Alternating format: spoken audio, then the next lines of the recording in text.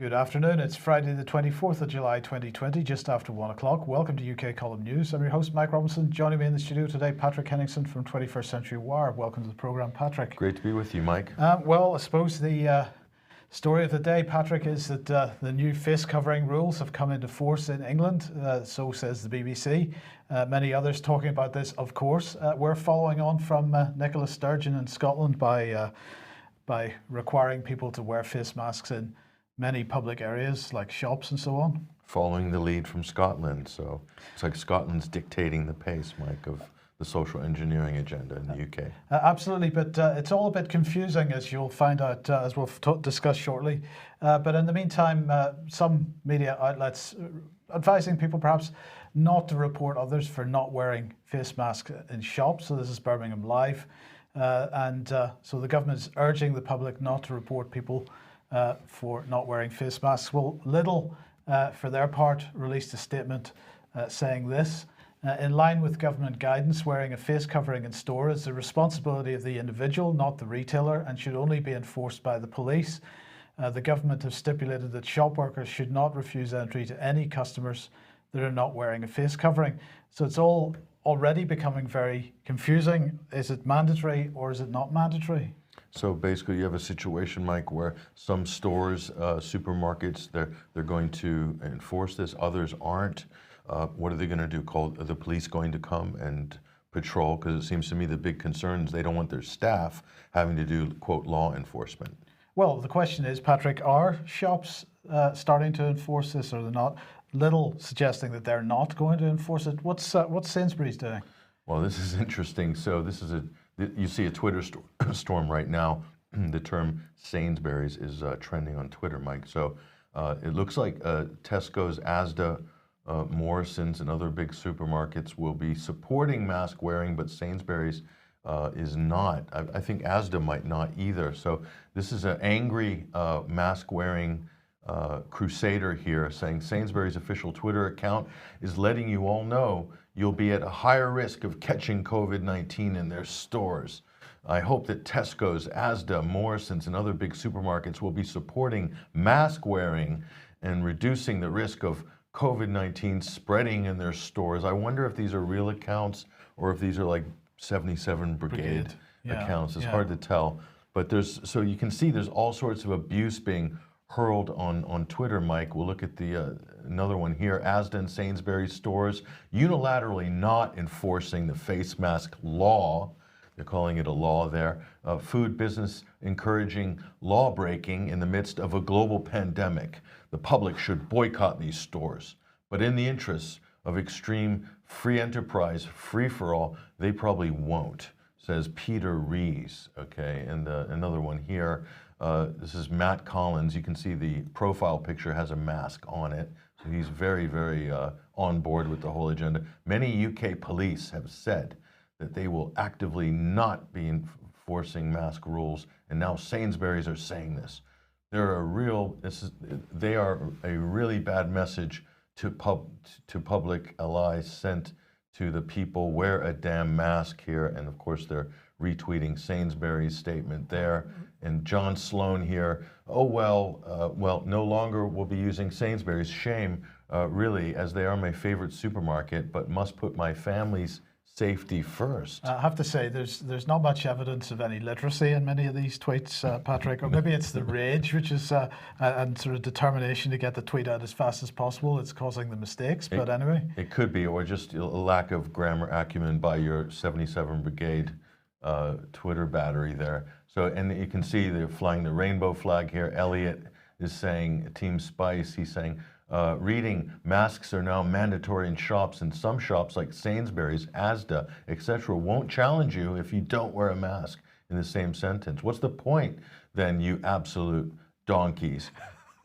Just wear a mask for your 2-minute trip to Tesco for a Snickers, mate.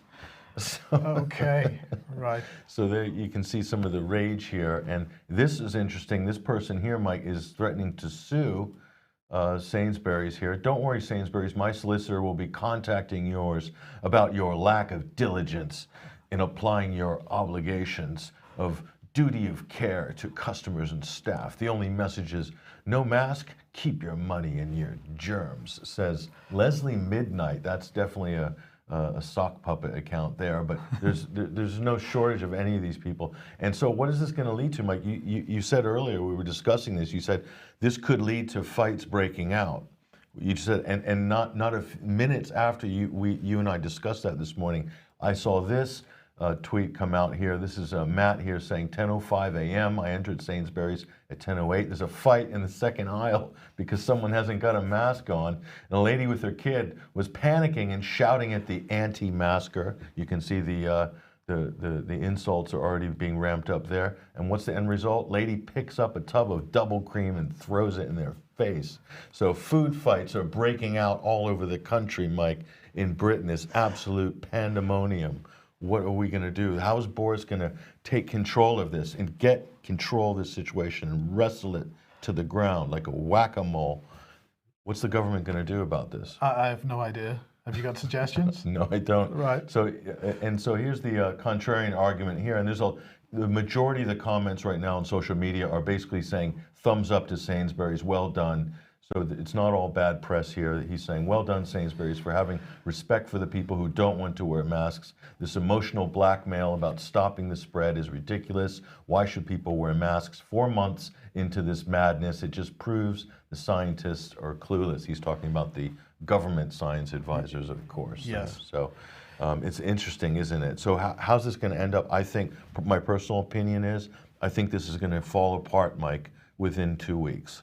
Just like the 14-day quarantine that the Priti Patel was keen to implement. Yeah, it just fell apart. It fell apart quickly. The market forces, I think, are going to make this really difficult. And there is a rebellious streak that has been bubbling up in Britain. We haven't seen that rebellious streak for so long, and now it's coming. So I think this is going to make it very difficult to enforce. Well, I think that's right, but on the other hand, it's pretty clear from some of the press yesterday. I think the front page of the Eye yesterday in particular, suggesting that this winter is going to be extremely difficult, a combination of the second wave of COVID, in inverted commas, plus influenza. We were talking about this on the programme on Wednesday, plus this type of social unrest that's starting to build within the population. The divisiveness that there was over Brexit has just been overlaid onto the mask issue, onto the COVID issue.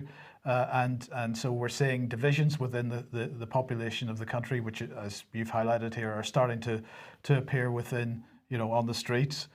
This winter, I think, is going to be very, very difficult unless people get to grips with what's going on. We'll talk about those divisions in a few minutes, Mike. We'll also talk about we'll give some suggestions to our viewers as to what alternatives they might have or options in terms of masks, because there's a lot available out there, and we'll walk you through some of those solutions in a minute. But we're looking here at the United States, and this is just a poll that was done recently. 72% of Americans support mask mandates punishable by fines or jail time. And of course, this person is the peak of innovation here. He's got a Norton antivirus CD-ROM with a rubber band around his face, kind of a tongue-in-cheek there, Mike. But this is coming, why this story is amazing, Mike, it's coming after more than half of the United States governments in the states have issued mandatory mask requirements. And again, it's coming as the pandemic, quote, or the epidemic is tailing off. Then they're really ramping up all of these requirements and rules. So we're seeing that UK and the US seem to be in lockstep in terms of, Sorry, goose step, did you say? Goose step or lockstep, Rockefeller style, in terms of where they're going with their policies. So, but yeah. Oh, okay. Well, look, this morning, Patrick, we led off with the BBC headline, but the BBC was extremely helpful because I'm sure there are lots of people out there don't know what to do with the mask if they have one. And so they produced a video, and I think we're going to be justified in using this today because although the BBC may try to claim copyright on it, there's a bit of criticism to be done here, and so there's going to be, this is definitely fair dealing. So let's have a look at this. Masks won't work if you wear them incorrectly. They need to go over your mouth and nose, because it's when infected people sneeze, achoo, or when they talk loudly, cough, or sing, that they spray droplets into the air and COVID-19 can spread. So if your nose is sticking out, it's easier for droplets to get out. Same if you don't cover your mouth. Minimise the gaps. And yes, you've got it. You're minimising the droplet spread. Now, because you can have coronavirus but also not have any symptoms, the advice is to wear masks anywhere you can't keep your distance from other people. No, not like that. Like this. Do not touch any part of your mask apart from the straps in case you contaminate it. This includes pulling it up or down and resting it on another part of your head. When you're finished, take it off from behind and store it where you can't contaminate anything else, and wash your hands. Single-use masks go in the bin, but you can wash homemade coverings regularly using your normal detergent. But remember, face coverings alone won't stop coronavirus. You need to keep regularly washing your hands, catching coughs and sneezes, and practicing social distancing. So when I showed you that earlier, Patrick, the first comment you made about it was, well, lots of red and yellow in that particular video, and of course these are the colours of the Chinese flag. This is subliminally forcing the idea on people that this is a Chinese problem. We've got to hit the Chinese. Besides that, was there anything else that stuck out with you on that propaganda well, piece? I mean, it is literally a propaganda piece, and the utter childishness of the whole thing, for a start. They are speaking to the general public as if they are 2-year-olds in reception class in school, in primary school, and need to be taught how to wipe their bottoms. It is appalling. I thought the thing that I noticed, Mike, is they said that don't wear your mask below your nose because that's like breaking the rules. And they said because you could sneeze. So basically, as long as you don't sneeze, then it's okay, according to that propaganda video, to have the mask below your nose, and that would allow people to breathe through their nose and be much more relaxing and pleasant, right? And what happens if you sneeze? What have we done if you do sneeze? What has mankind done for the longest period of time? Don't we have tissues, handkerchiefs, Kleenexes? We step away, we sneeze into a handkerchief. Are we no longer using tissues or handkerchiefs now? Is that It's not sufficient. It's not sufficient. What do you sneeze into your mask, or like what are the? It's ridiculous. Well, that's exactly what you're supposed to do. You're supposed to sneeze into your mask. That's going to be a healthy thing to do in the coming winter. But look, the BBC's video may not have been clear enough for people. So we thought we would explain a bit more about what kind of masks are appropriate and what options people have. Let's run through some of those options. So here's the first one. You've shown this on the program in the past, Patrick. Of course, this allows people to get a better idea of emotions, perhaps in the people they're interacting with, because you can see the people's mouths, whether they're smiling or frowning or what it might be. Sure, there's a fetching couple here, and of course they're probably very expressive and so forth. So this type of item works for them, and it follows all of the safety guidelines. Absolutely. So that one gets a tick. Unfortunately, this mask doesn't get a tick, Patrick. This one wouldn't work because that does not cover your mouth and nose, so that isn't going to work. It doesn't work for stopping the virus, but it might work for other things. We'll get on to that in a minute when we talk about what's popular in Westminster, Mike. Yeah, absolutely. Hold that thought. Absolutely. This might be an option, using more than one mask at a time. Well, this is, we have to give a lot of credit to this person here. They've doubled up, basically. So not only do they have the bandana, but they've got the kind of surgical thing, over the top of it. So that's double protection, it's double layers. Is it enough?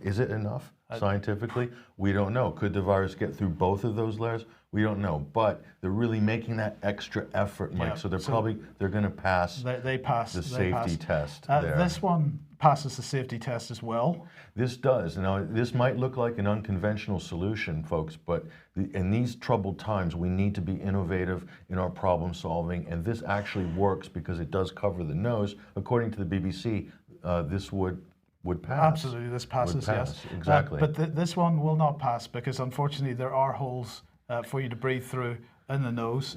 There are, but there's ways, if you insert some tape or something like that over the nostrils inside, that might make it passable, basically. Okay. How you would breathe, though, is another question, because it is a solid, that's the sort of Phantom of the Opera model. Okay, yeah. Well, here's another positive one. Yeah, I like this for a number of reasons. And the reason I like this, A, because it's cost effective, There's no barrier to entry on cost. You can buy a whole pack of filters wholesale, and you've got basically, and you could change your mask literally a few times a day. It won't cost you a lot, easy to dispose of, and as you can see, Mike, he has customized this mask by putting a message on there. So this type of thing allows you to express yourself. I like this on so many levels. Okay, so that gets a tick. This one gets a tick as well, and perhaps if people are fighting in supermarkets, perhaps we'll see much more of this type of thing. Sure, and what I like about this is she was inspired by that film Guardians of the Galaxy. This is the I Am Groot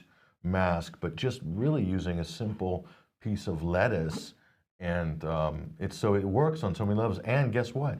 You can eat it afterwards. So I mean, what's not to like about that? Okay, but this one unfortunately won't work, Patrick. Putting a piece of cardboard with a face drawn on it, that isn't going to work. Well, that's arguable. I like this as long as they can hold their hand up long enough to sustain that pose. Then technically it does work, Mike. You know, it provides a barrier and a shield. I think you're being a little bit too critical on that one. This one? Now this might look like it's unconventional and a bit weird, but guess what? This is an absolutely incredible adaptation. Look at the way that the bottom of the sneaker fits nicely, naturally around the chin. So it does mimic the curvature of the face. Not only that, but there's literally 3 layers, 3 barriers of filter inside that trainer, inside that shoe.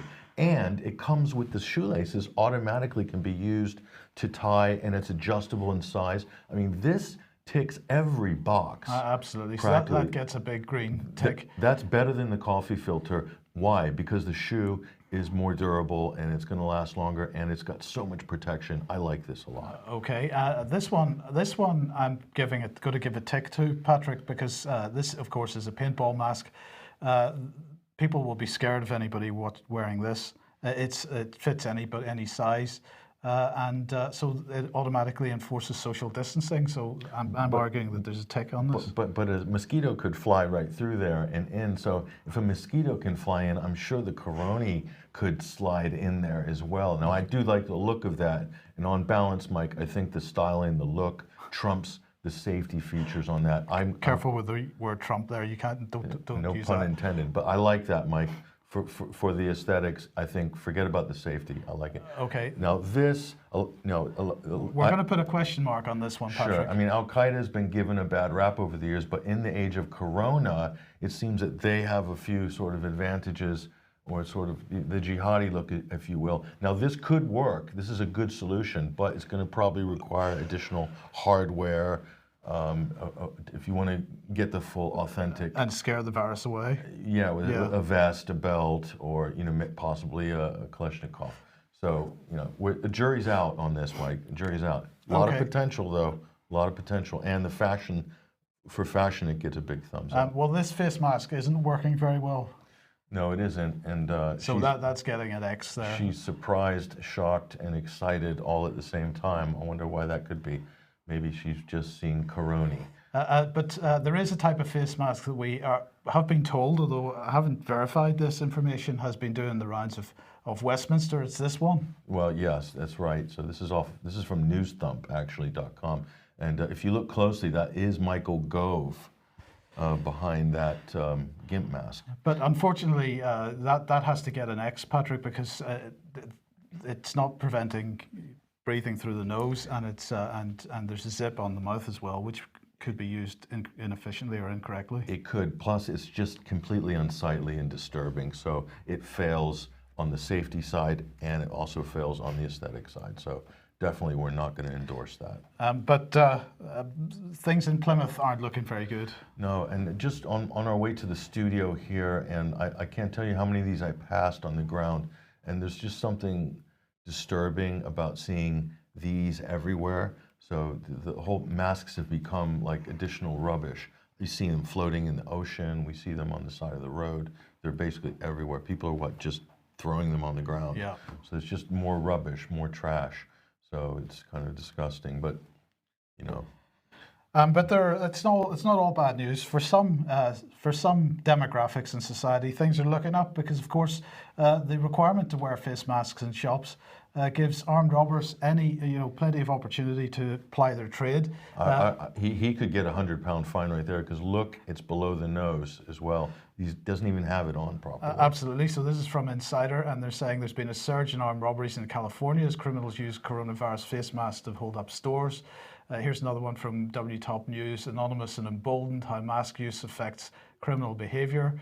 And this is the Sun, because an SAS-trained security expert is saying the coronavirus face mask could be used by terrorists to hide their identity. So some demographics, at least, are seeing a positive result of the requirement to wear face masks in shops. Who saw that coming? Just about everyone, I think. So I'll make one last statement on this, and with regards to masks, lockdown, I don't know if you've noticed this as well, Mike, but there seems to be more prevalence in terms of the over-enthusiasm for lockdown, for social distancing, for masks. And it's very much, I'll make a political comment here, but it's very much on the left. These are people who are very pro-nanny state, labor, self-proclaimed socialists, bourgeois, communists, Marxists, anti-civil liberties. So I think this is under the culture war banner. The masks, lockdown, COVID has kind of come in. I think, Mike, it was already there with Brexit, as you said before. Do you think it would be an unfair statement to say that line, wherever that line is between pro and anti, you're suggesting that the pro camp is more on the left side of politics? Yes. Do you think that line follows the Brexit divide quite closely as well? I think it does. So very much these are Remainers. These are people who support Black Lives Matter in a really enthusiastic way. Of course, we support anti-racism in general. Everybody should, but I'm talking about the political side. So it is very much mirroring the culture wars theme, and that's kind of disturbing. And so the herd mentality. These are very much statists. These are people who really believe that big central government has all of the solutions. They tend to be very pro-China in the sense of pro-Chinese Communist Party, pro-big state interventions.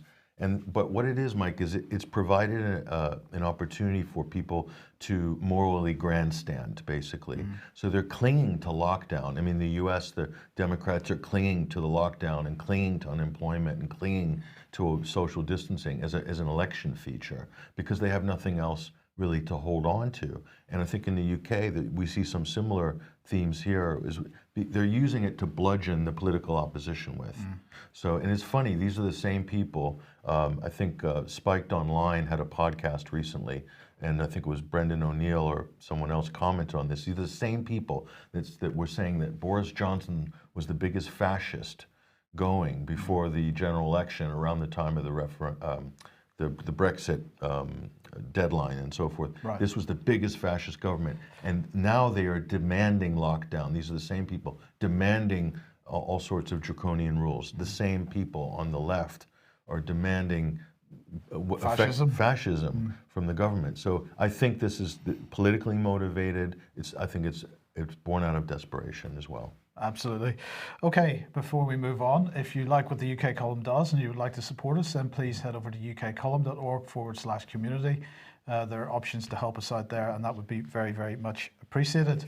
Now, Patrick, I suppose we could say the theme here is that Coroni is confused.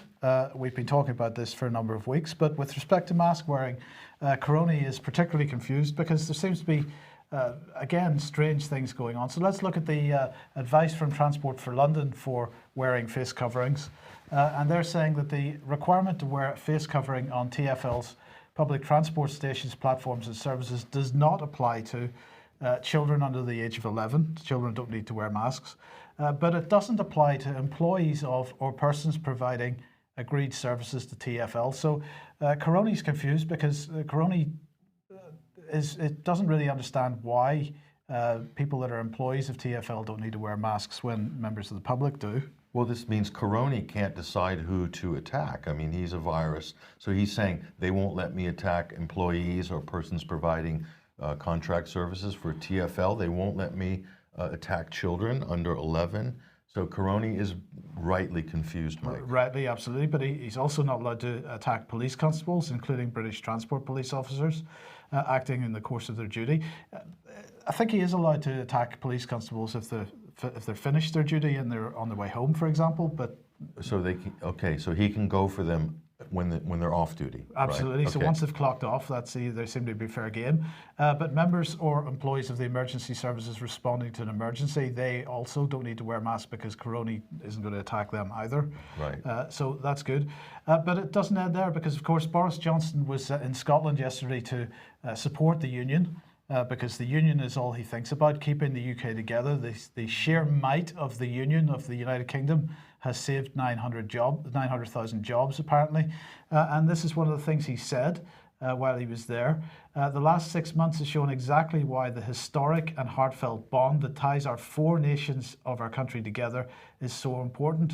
But this has confused Caroni once again. He absolutely can't work this out because actually when it comes to coronavirus and the response to coronavirus, well, the question is, was it a national response? And the answer is no, it wasn't.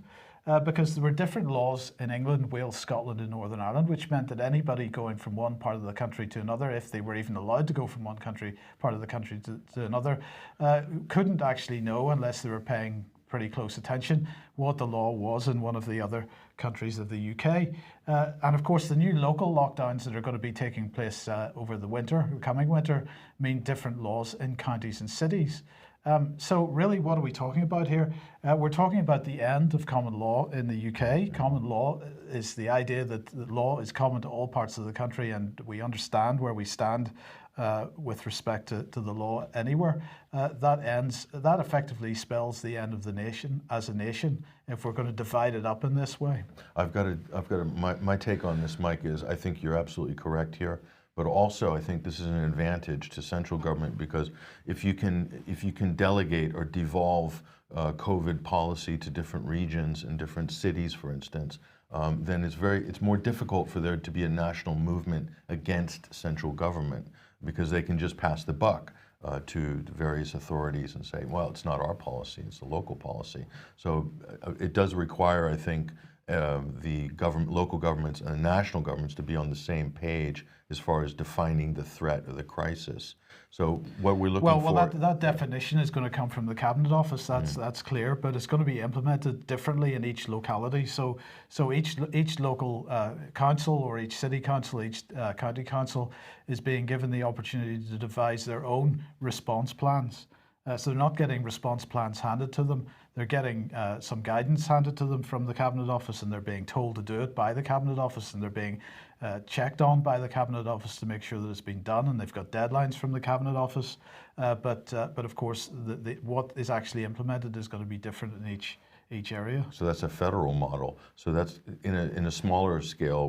That's what we have in the United States, where state governments and local governments within the state, county governments and city governments are really in charge. They have the final say, but they get guidance from central government.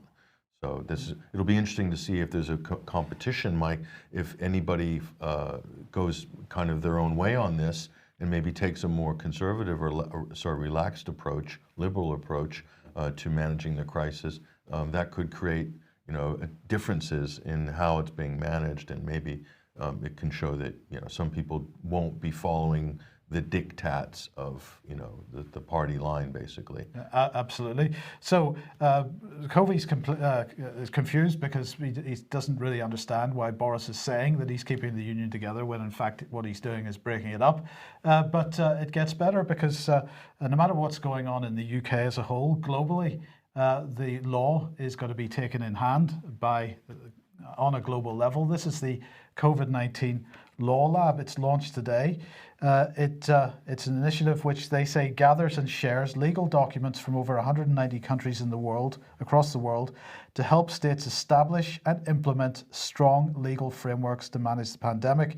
The goal is to ensure that laws protect the health and well-being of individuals, communities, and that they adhere to international human rights. So this is about creating a global legal framework for dealing with COVID-19.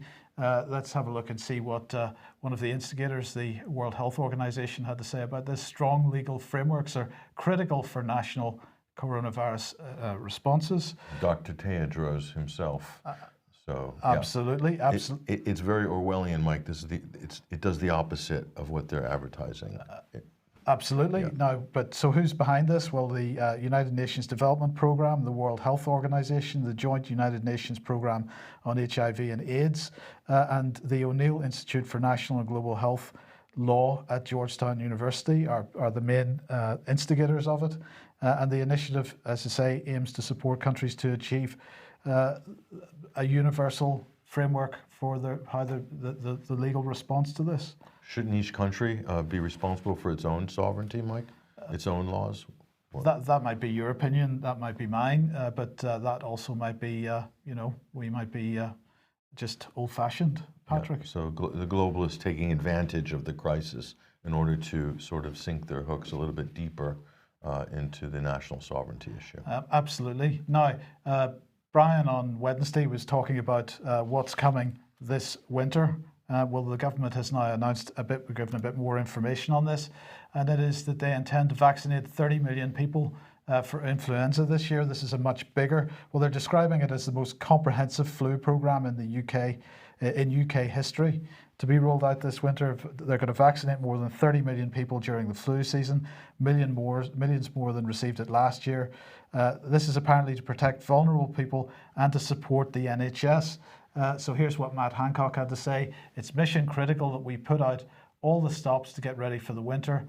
And the Prime Minister has already announced £3 billion to protect the NHS. So this isn't about protecting you or I or any other individual in the country. This is about protecting the NHS.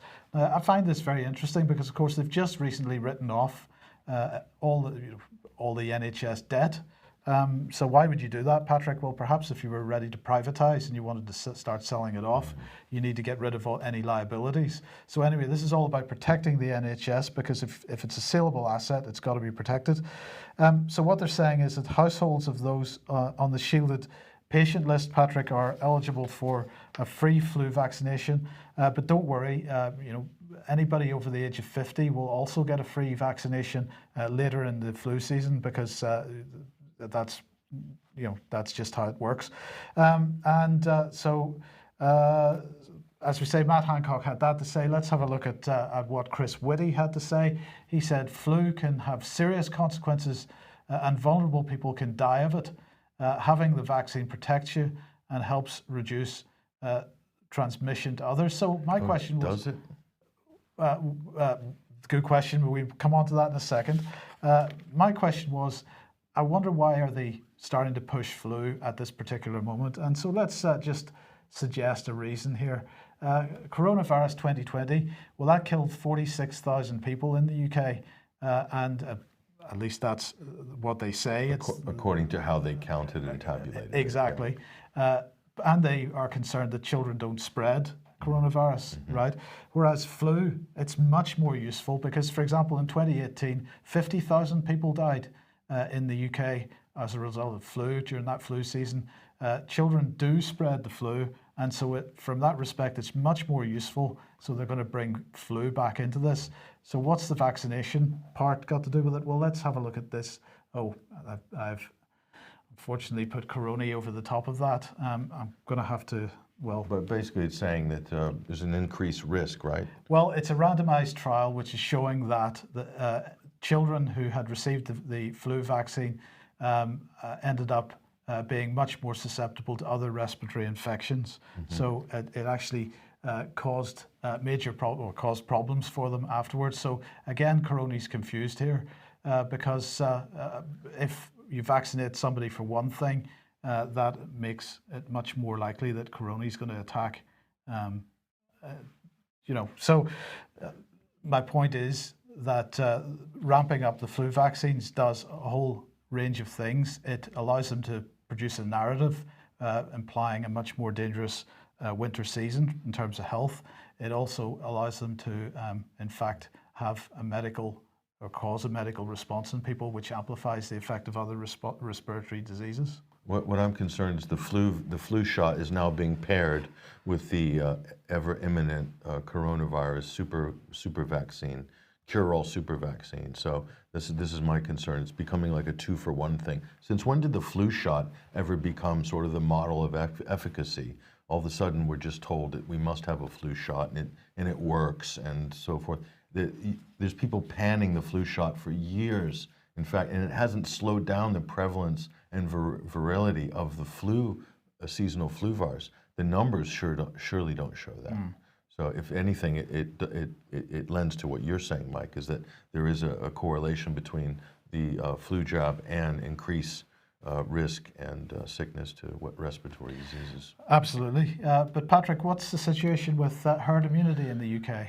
Well, herd immunity in the UK, I know this is a bad word and we shouldn't say the word herd immunity. We don't want to offend anybody, but this is interesting. This is a paper that was released by one of Oxford University's lead epidemiologists on their team. And this is on a website called Reaction. It's a great interview here with Professor Sunetra Gupta from Oxford University. We may already have herd immunity, says Professor Gupta, and this is a really important discussion because she's bringing up a lot of areas here that I think the government are not talking about. And mind you, Mike, this is one of the top epidemiologists in the country, so surely we should be listening to what she has to say. She says, what I didn't anticipate was that some of our responses to previous exposure to seasonal coronaviruses might actually protect us from infection. You've been talking about this and covering this on the show. And basically what she's talking about is it's one thing to get infected and not ill, but what the new studies are showing is that people are actually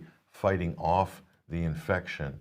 And she goes on to say, so that even on a more basic level, the pre-existing antibodies or T-cell responses against coronavirus seem to protect against infection, not just the outcome of infection. So what she's basically saying is that all of the antibody testing, for instance, isn't going to tell you everything. It's not going to tell you about adaptive immunity, about T-cell responses, about training your immune system from previous coronaviruses, that's allowing people to sort of fight off the virus in the early stages. So, and beyond that, Mike, more people have been exposed to this than the seroprevalence studies, antibody studies are showing. So, and she's very careful not to speak in any definitive statements because there's so much we're learning still. This is what they're saying in Sweden and other places. But the government is speaking with this absolute cocksure certainty about everything, and they've been wrong about just about everything from the beginning. So at what point do we have to sort of say, now why is this important? Well, let's put this in the context of this. This was in Bloomberg today. They're talking about the wonder vaccine that's coming out here. So basically, the world is also in the midst of a race to find a safe and effective vaccine against COVID-19. The leading contender comes from the UK, AstraZeneca. Vaccine generated an immune response in a group of 1,000 patients. That's an interesting talking point that they're drifting out there. So what they're trying to sell the public here is that you can only get this immune response from a vaccine. In other words, so natural immunity doesn't exist. Forget about your natural immune system. You need synthetic immunity, and we've got it in the form of a all singing and dancing coronavirus vaccine. So that's the marketing pitch. Absolutely, and we just should remember once again that the AstraZeneca vaccine, this is the vaccine which Matt Hancock has announced a few weeks ago, is being mass produced whether or not it receives final approval. And so the question on many people's minds is, does that mean that they have been given a deal where they will get paid for that vaccine, whether the approval is awarded or not? Or does that mean that they have been basically assured that no matter what the result of clinical trials, the approval is going to come? And we're talking about 100 million doses, and what they've done a sample with 1,000 patients, in rushing it in like 2 or 3 months. I mean, that's not exactly due diligence in terms of rolling out a safe and effective vaccine, is it? And the clinical trials now, by the way, in case anybody's forgotten, are taking place in Brazil because there aren't enough patients or potential patients in the UK to run the clinical trials. It all just makes perfect sense, doesn't it? So Dr. Gupta goes on here and makes some other really important points. Let's just touch on one of these here. People are treating treating this, the crisis, the pandemic she's talking about, treating it like an external disaster, like a hurricane or a tsunami, as if you can batten down the hatches and it will be gone eventually. That is simply not correct, she says.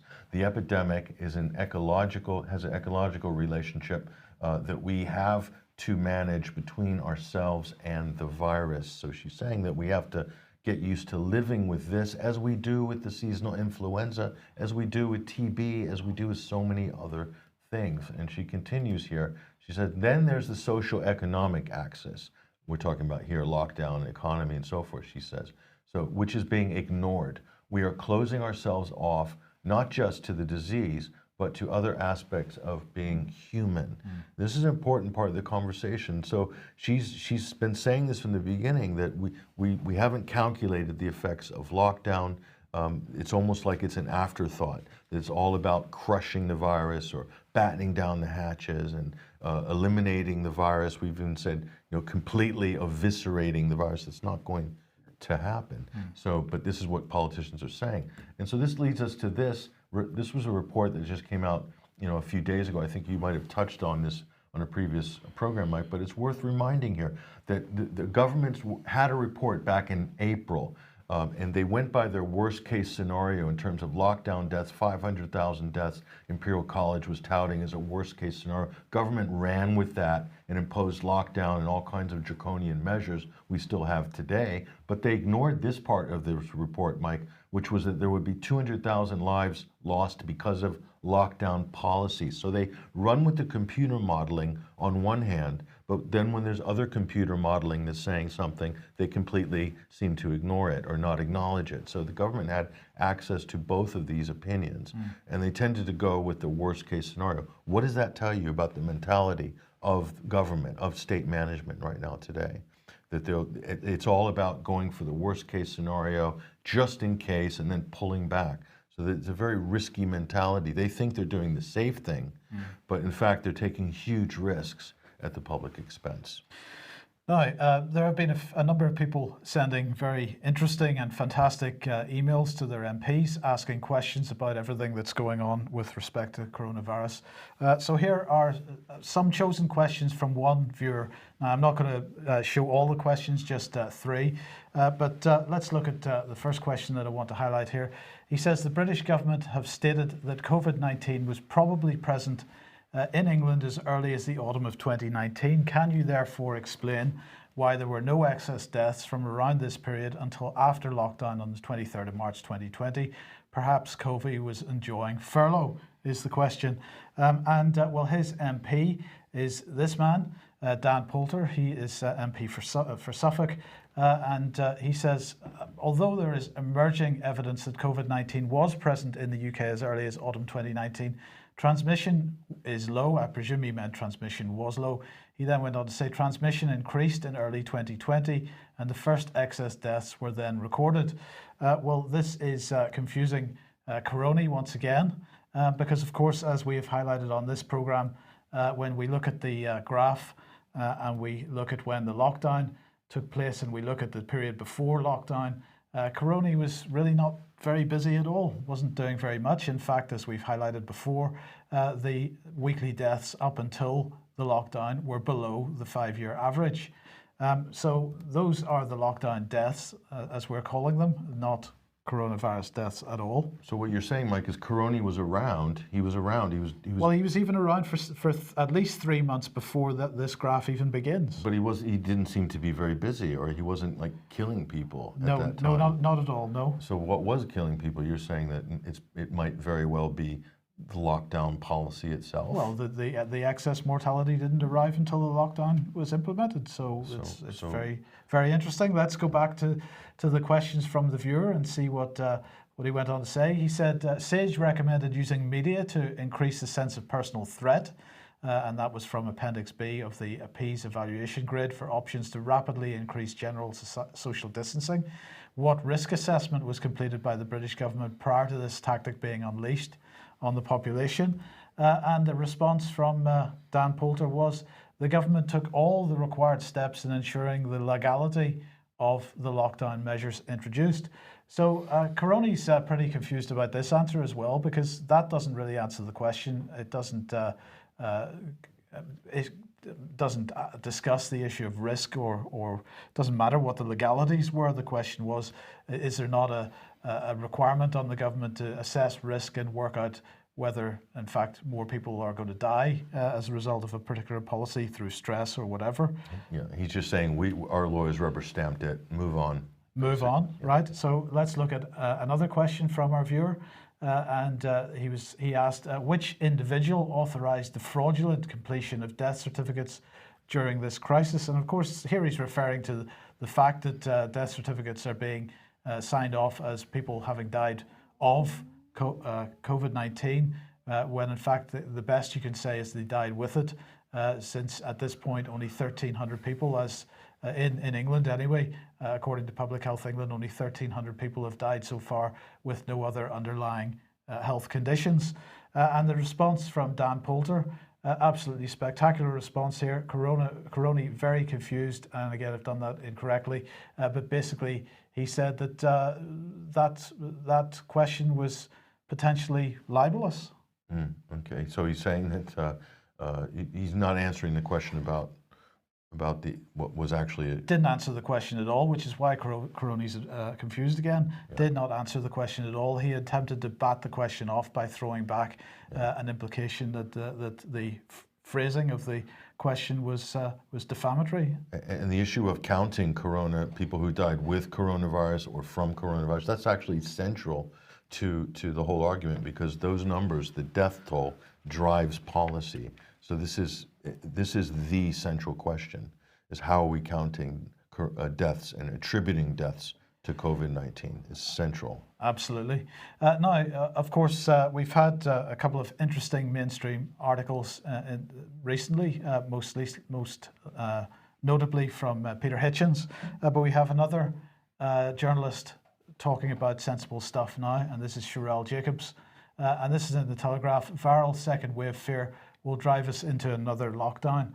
So let's just have a look at what she was saying here. If a second wave is improbable, a second lockdown now looks inevitable. This is a devastating new twist in Britain's dystopian summer blockbuster. She said Imperial College's research needs to be particularly scrutinised as its international influence grows. Dr. Seth Flaxman this week won fresh funding to model a pandemic across several countries. So the lessons have not been learned so far with respect to Imperial College's work, and the fact that they vastly overinflated the danger of the virus and effectively caused the lockdown policy. So they failed in their advice to the government, Mike, and now they're being hired by other countries to produce the same rubbish, yes. Failure again. Absolutely, that's absolutely. So she said that revelations to disrupt the narrative also need to find a stronger voice.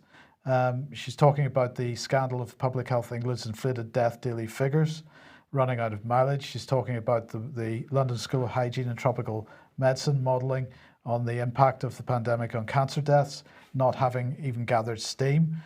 So too a paper by Oxford's Professor Sunitra Gupta, which elegantly combined those uneasy epidemiological bedfellows theory and evidence to find some parts of the UK may already have reached herd immunity, which we've just discussed. So she's highlighting all these things and really trying to make the point that this hasn't had the coverage in the mainstream that it should have. And she said, finally, instead of mindless second wave tracking on a 24-hour loop, the broadcast media should put its energies into probing the dishonesty of politicians and the assertions of scientists. And again, of course, she's referring to the government scientists here.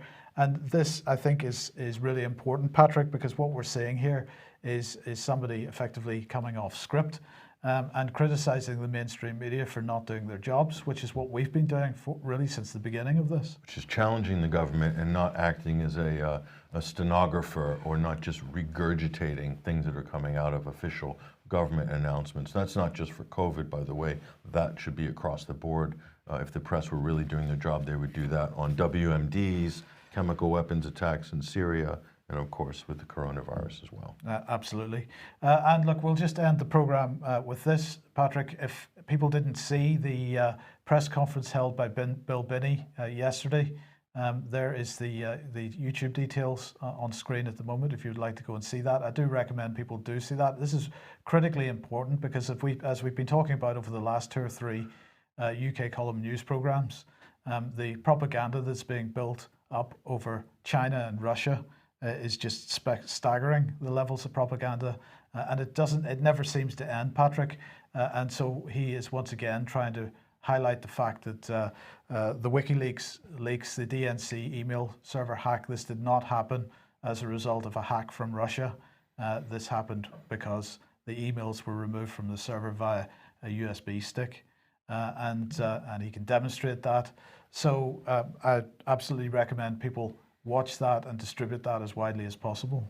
Yeah, and that's the foundational piece for the whole Russiagate fantasy conspiracy, basically, and the whole 2016 election Russia narrative. It's all based on the emails from the DNC and supposed Russian hacking, right? Well, absolutely, and of course that has now fed into Russiagate UK with the Russia report on this side of the Atlantic as well, and the attempts to discredit Boris Johnson in particular with his Russian links.